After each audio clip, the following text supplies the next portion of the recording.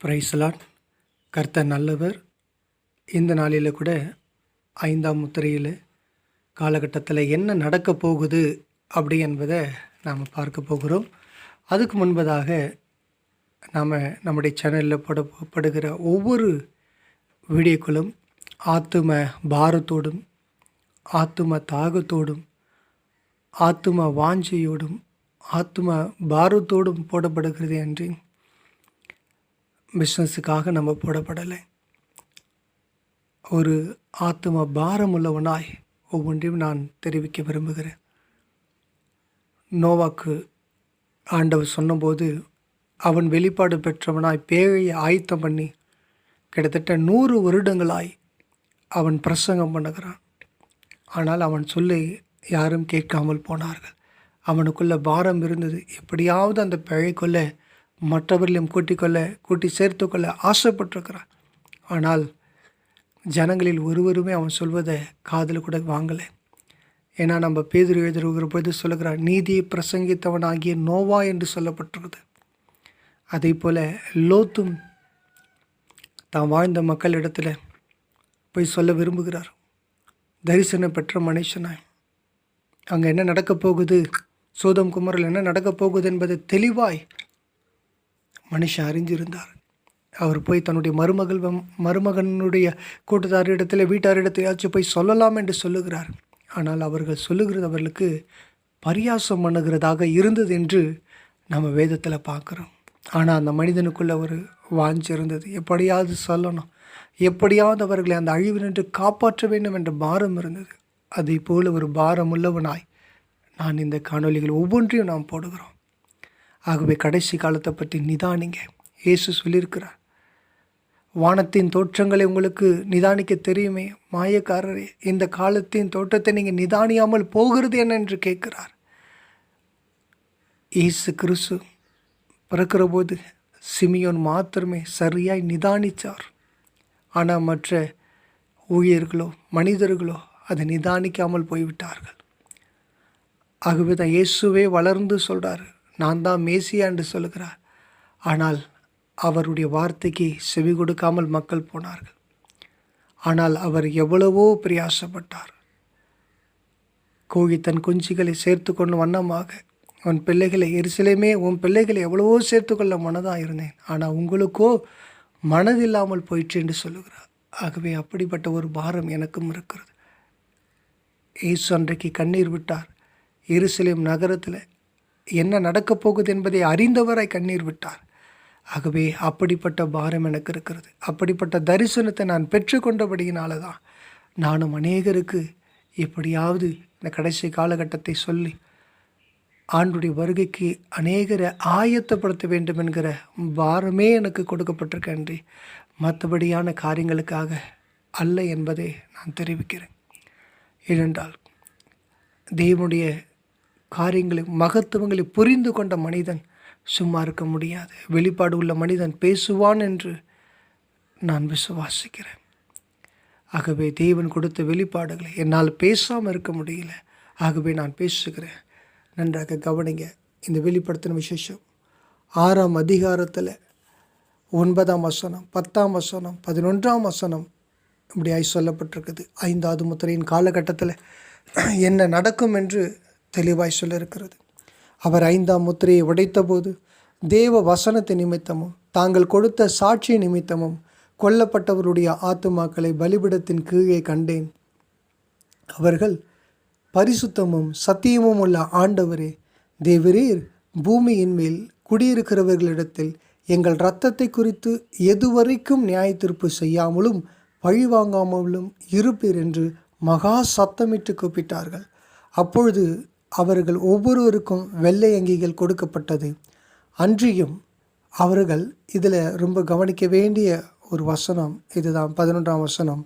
அன்றியும் அவர்கள் தங்களைப் போல கொலை செய்யப்பட போகிறவர்கள் ஆகிய ஃப்யூச்சரில் நடக்க போகுது. ஃப்யூச்சர் டென்ஸில் சொல்கிறாரு, தங்களைப் போல கொலை செய்யப்பட போகிறவர்களாகிய தங்கள் உடன் பணிவிடைக்காரரும் தங்கள் சகோதரமானவர்களின் தொகை நிறைவாகும் அளவும் இன்னும் கொஞ்ச காலம் இளைப்பாற வேண்டும் என்றும் அவர்களுக்கு சொல்லப்பட்டது.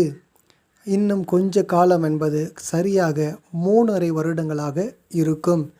அதாவது பழைய ஏற்பாட்டு பரிசுத்தவான்கள் எல்லாம் கீழே இருக்கக்கூடிய இளைப்பாறுதல் ஸ்தலத்தில் இருக்கக்கூடிய பலிபீட தண்டையிலிருந்து ஆண்டவரை நோக்கி அவர்கள் எல்லாரும் கூப்பிடுகிறார்கள். இதுவரைக்கும் ஆண்டவரே எங்கள் ரத்தத்தை குறித்து நீங்கள் பழி வாங்காமல் இருப்பீங்க அப்படின்னு சொல்லிட்டு கூப்பிடுகிற பொழுது அப்பொழுது ஆண்டவர் அவர்களோடு கூட பேசுகிறார். இன்னும் கொஞ்ச காலம் நீங்கள் இளைப்பாற வேண்டியது இருக்கிறது. உங்களைப் போல சகோதரர்கள் இந்த காலகட்டத்தில் அநேகம் பேர் கொலை செய்யப்படுவாங்க. அந்த கொஞ்ச காலம் நிறைவேறுகிற வரைக்கும் நீங்கள் இளைப்பாரி கொண்டு இருக்க வேண்டும் என்று அவர்களுக்கு சொல்லப்படுகிறது. ஆகவே நம்மளை புரிஞ்சுக்கலாம், அவங்க இளைப்பாறுதல் ஸ்தலத்தில் தான் இருக்கிறார்கள் என்பது தெளிவாக இதிலிருந்து நமக்கு தெரிகிறது. அப்போது இந்த காலத்தில் என்ன நடக்க போகுது அப்படி என்பதை வேதம் சொல்லுகிறது என்பதை நான் முதலாவது உங்களுக்கு ஓரலாக சொல்ல விரும்புகிறேன். பிற்பாடு உங்களுக்கு வசனத்தை எடுத்து நான் காண்பிக்க விரும்புகிறேன். நாம் 4வது முத்திரையின் காலகட்டத்தில் என்ன நடக்கும் என்று சொல்லியிருக்கிறோம். அவைகள் எல்லாவற்றையும் ஒரு காணொலியில் இருக்கிறது நமது சேனலில். அது நீங்கள் பார்ப்பீர்களானால் உங்களுக்கு 4ஆம் முத்திரையின் காலகட்டத்தில் என்ன நடக்கும் என்று தெரியும். இது 5வது முத்திரையின் காலகட்டத்தில் நாம் பார்க்குறோம். சரி, 4ஆம் முத்திரையின் காலகட்டத்தில் கடைசியில் என்ன நடக்கும் நம்ம சொல்லியிருக்கோம் அப்படின்னா வேர்ல்டு வார் 3 3ஆம் உலகப்போர் நடக்கும் என்றும் அதனுடைய முடிவு இரகசிய வருகை என்பது நம்ம சொல்லியிருக்கோம். ஏனென்றால் 5வது முத்திரையின் காலகட்டத்தில் அந்தி கிறிஸ்து வெளிப்படுவதாக நம்ம கவனிக்கிறோம். சரி, நம்ம அப்படியே கவனிக்கலாம். வெளிப்படுத்தின விசேஷம் 12ஆம் அதிகாரத்தில் நாம் படிக்கிற பொழுது அங்கே சம்பவம் என்ன நடக்குது அப்படின்னா சூரியனை அணிந்த ஸ்திரியை பார்க்குறோம். அந்த ஸ்திரியை துன்பப்படுத்தும்படிக்கும் அந்த வலு சர்பம் அங்கே வந்து நிற்கிறத கவனிக்கிறோம். அதுக்கு அடுத்தபடியாக அவள் பிள்ளையை பெற்றெடுத்தாள்னா அந்த பிள்ளையை சாகடிக்கலாம் அப்படின்னு அங்கே வலு சர்பம் நிற்கிறதையும் நம்ம கவனிக்க முடிகிறது. இதில் நடக்கிற சம்பவம் என்னவென்றால் அந்த ஸ்ரீ என்பது ஏற்கனவே சொல்லியிருந்தோம் எருசலேம் என்றும், அதனுடைய பிள்ளை என்பது அதிலேயே 12ஆம் அதிகாரம் 11ஆம் வசனத்திலே சொல்லப்பட்டிருக்குது இரகசிய வருகை. ஏனென்றால் மரணம் நேரிடுகிறதா இருந்தாலும் அதுக்கு தப்பும்படி தங்கள் ஜீவனையும் பாராமல் ஆட்டுக்குட்டியின் இரத்தத்தினாலும் தங்கள் சாட்சியின் வசனத்தினாலும் அவனை ஜெயித்தார்கள் என்று சொல்லப்பட்டிருக்கு. அப்படியானால் நடக்கிற சம்பவம் என்ன அப்படின்னா இந்த உலகப்போர் முடியும் போது இரகசிய வருகை வெளிப்படுத்து. ஏன்னா எருசலேம் கைப்பற்றப்படுகிறது என்பதை நம்ம பார்க்க முடிகிறது. அப்பொழுது இரகசிய வருகை நடக்குது. அதுதான் அந்த ஆண் பிள்ளை. அப்படி நடந்து முடியும் போது என்ன நடக்குது அப்படின்ட்டு நம்ம கவனிக்கிற பொழுது வானத்தில் ஒரு யுத்தம் நடக்குது. மிகாவேலும் அவனை சேர்ந்த தூதர்களும் சாத்தானும் அவனை சேர்ந்த தூதர்களும் மிக பெரியதான அளவுக்கு ஒரு யுத்தம் பண்ணுறாங்க. இரகசிய வருகை மேலே போகிறாங்க. தேவனிடத்துக்கு அவருடைய சிங்காசனத்துக்கு அவங்க போகிறாங்க. போகிற போது மிகாவேலும் நிற்கிறாரு, சாத்தானும் நிற்கிறான். சாத்தானால் எதுவும் செய்ய முடியல.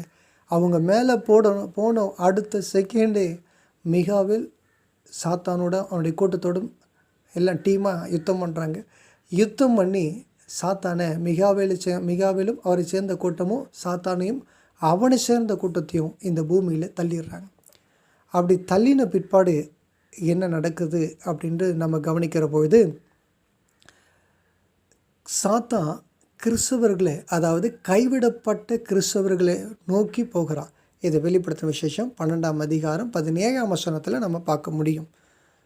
அப்போது கைவிடப்பட்ட அவளுடைய சந்ததியான மற்றவர்களுடனே யுத்தம் பண்ண போகிறான் அப்படின்னு பார்க்குறோம்.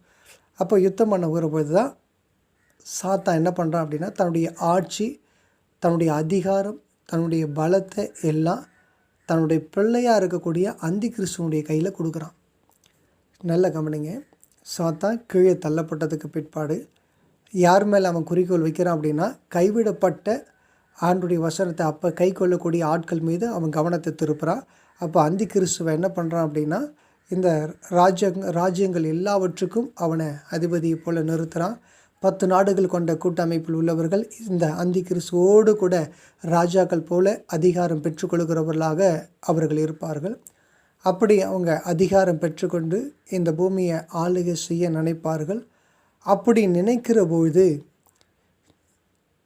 இந்த பூமியில் இருக்க எல்லா ஜனங்களுக்கும் அவன் ஒன்று சொல்ல ஆரம்பிப்பான். நான் தான் கடவுள், என்னை பின்பற்றி வருகிறவர்கள் எனக்குரிய சிப்பை தரிச்சுக்கிட்டீங்க அப்படின்னா நீங்கள் எல்லாரும் என்னுடைய பிள்ளைகளைப் போல இருப்பீங்க, என்னுடைய ஆட்களாக இருப்பீர்கள் என்று அவன் இந்த பூமிக்கு சொல்லுகிறவனாக இருப்பான். அதை தான் நம்ம வெளிப்படுத்தின விசேஷம் 13ஆம் அதிகாரத்தில் பார்க்குறோம். நீங்கள் 5ஆம் முத்திரையின் வரும்போது வெளிப்படுத்தின விசேஷம் 6ஆம் அதிகாரத்துக்கு வர வேண்டியது இருக்கும். அதில் 5வது முத்திரையை பற்றி போடப்பட்டிருக்கும். இது சுருக்கமாக போடப்பட்டிருக்கும். விளக்கத்தை தெரிந்து கொள்ள வேண்டும் என்று சொன்னால் வெளிப்படுத்தின விசேஷம் 12ஆம் அதிகாரம் 13ஆம் அதிகாரத்துக்கு சொல்லணும். அதே மாதிரி மத்தேயு எழுதின புத்தகம் 24ஆம் அதிகாரத்துக்கும் நீங்கள் சொல்லுகிறவர்களாக இருக்க வேண்டும். அதே போல் வெளிப்படுத்தின தானியேல் எழுதின புத்தகம் 12ஆம் அதிகாரத்தையும் நீங்கள் முழுமையாக படிப்பீர்களானால் உங்களுக்கு தெளிவாக புரியும். ஆகவே தான் இந்த காலகட்டத்தில் அடுத்த காணொளியில் நம்ம வேத வசனத்திலிருந்து ஒவ்வொன்றாக நான் உங்களுக்கு இப்போ சொன்னதை விளக்கப்படுத்தி காட்டுறேன். இப்போது இவனுக்கு உதவியாக தான், அந்த கிறிஸ்துவுக்கு உதவியாக தான் இந்த 2 விதமான சிப்பு. ஒன்று கையில் குத்தக்கூடிய சிப்பு, 2வது தலையில் பொருத்தக்கூடிய சிப்பு. இந்த 2 விதமான சிப்பும் இப்போது அவனுடைய வருகைக்கு ஆயத்தமாக இருக்கிறது அப்படி என்பதை நாம் பார்க்கிறோம். அதே நேரத்தில் ஏஐ டெக்னாலஜி அந்த கிறிஸ்துவனுடைய சாயலுக்கு ஒப்பாக சிலையை உருவாக்கி அநேக ரோபோட்டுகளை உருவாக்கி, ஏன்னா அவன் தன்னை கடவுளாக பிரகடனப்படுத்துகிறான். அவன் ஒரே வேளையில் எல்லாருக்கும், முழு உலகத்தில் இருக்க மக்களுக்கும் காட்சி கொடுத்து ஒரே நேரத்தில் அவனால் எல்லாம் செய்ய முடியுமானா முடியாது.